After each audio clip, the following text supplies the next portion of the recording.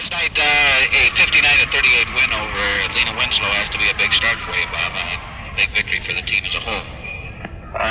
Yeah, after about midway through the third quarter, we started to play basketball. I think before then, I don't know what we were doing. But I think now maybe they finally come around and they'll look better tonight. Do you have any idea what the reason was, other than maybe just bugs? It was probably on the 15-14 first half, not only for your ball club, but also for Lena Winslow, too. Well, I think maybe it was a little first game jitters, of course, they always say, but we've had a, 10 or 12 day layoff from our last game, which I don't think helped us. We talked about that yesterday, and maybe that was a little cause. Overconfidence, maybe. We thought we could handle it fairly well. The balls wouldn't run in the basket. That was, when you came out in the second half there and started with that full court press, does that in your mind probably was the turning point of the game for your ball club? Well, yes, it was. I didn't want to use the press in the first half. I tried to get away with it the whole ball game, but I knew that the press would probably get them a little loosened up. And when you start pressing, you kind of lose that lackadaisical way you go up and down the floor. You got to scramble, and I knew that they'd probably look better if we pressed, but these 3 games in a row, I was trying to hold off as long as I could. You think your boys had to overextend themselves a little bit too much last night, or do you think they just about played their regular game, considering how the first half went, and then with the press in the second half? No, I think they rested up long enough for the first half. They shouldn't be too tired at all tonight. I don't think we didn't work that hard last night, really, except for that last half. I don't think they're too tired at all. Your shooting really picked up by the percentage. Your shooting percentage in the second half must have at least doubled what it was the first half. And there's just no doubt about it. The first half, they just wouldn't go down for both ball clubs. But tonight it's Freeport-Aquin, and you had a chance to see them last night for the second half. Did they tell you anything or show you anything last night? No, they played pretty much. I was surprised last night that they didn't run. Now, maybe they were thinking the same way we were. But they were playing a bigger and slower team last night. And their main weapon is speed, and they were playing slow down ball too. I didn't catch that completely, but they were trying to rest up a little too. Is there any way, do you think maybe like them tonight that they might pick it up a little bit, and after, well, they got one out of the way last night, and the most they could have in this tournament would be 2 more games tonight and tomorrow night, and you'll probably change your strategy a little bit. Do you think they'll probably change theirs too? Yeah, especially the way they saw it. And when Lena did put a little press on, of course we were well ahead then, but we still had a little trouble bringing the ball up. And they were there watching, so I'm sure that he's all ready to go press us tonight. I noticed last night when they played Dakota in the first half, they full court pressed the entire first half against Dakota. And Dakota was able to keep up with Aquin until, as you know, that fourth quarter there when they drew away. So maybe we can expect to press tonight from Aquin then. Yeah, I believe so. As far as last night's concerned, you're wondering about the shooting. I think somebody figured up the percentages and said that we shot 60% the first half and 53% the second half. And I think Lena was about the same as we were the first half, and I think they only shot about 30% the second half. Do you change your strategy any for tonight's ball game? Do you plan anything different?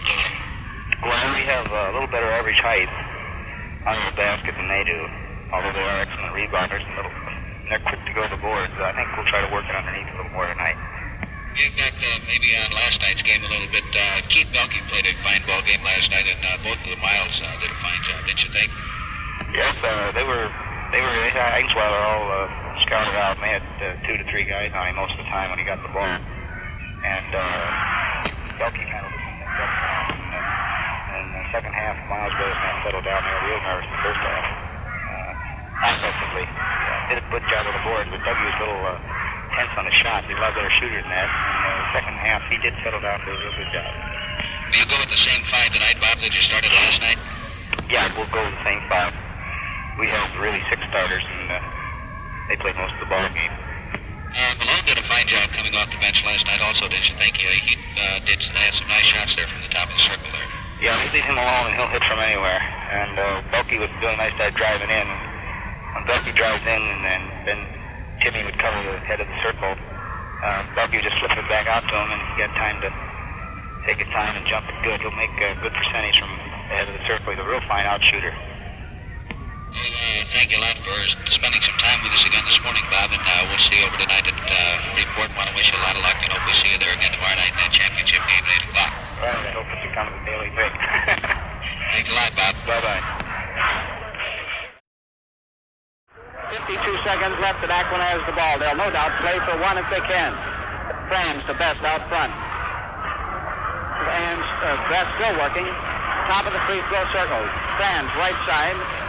Best out front to Hamer, left side, back to Best. Galena in a 2-3 zone. Franz, right side to Shower. 30 seconds left. 28, 27, 26, 25. Still working. Best out front, starts to go to the far sideline, then comes back. 20 seconds left.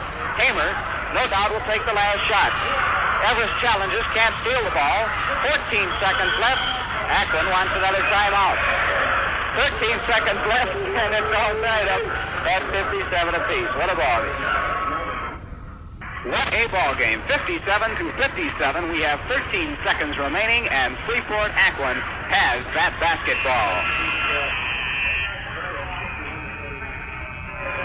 Rockford West has just beat Rockford Mullen 51-49. Right up there at the Rockford Regional. Now we have 13 seconds left. It's all knotted up 57-57, and Aquin has that important ball. 10 seconds left. Hamer will no doubt take the last shot. Shower does to the right side. It's good. 5 seconds left. 4. Balloon. Timeout. They didn't stop the clock on time. 1 second left. Shower hit his shot. Shower hit his shot to the right-hand corner with about 7 seconds left.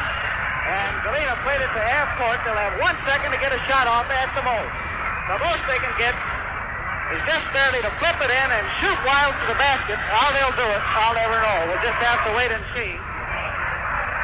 Too bad there's only 1 second left because it's going to mean for a wild shot. And clock sure seemed to tick off quickly. 1 second left. Aquin 59, Galena 57. Probably, for all intent and purposes, Aquin has it won.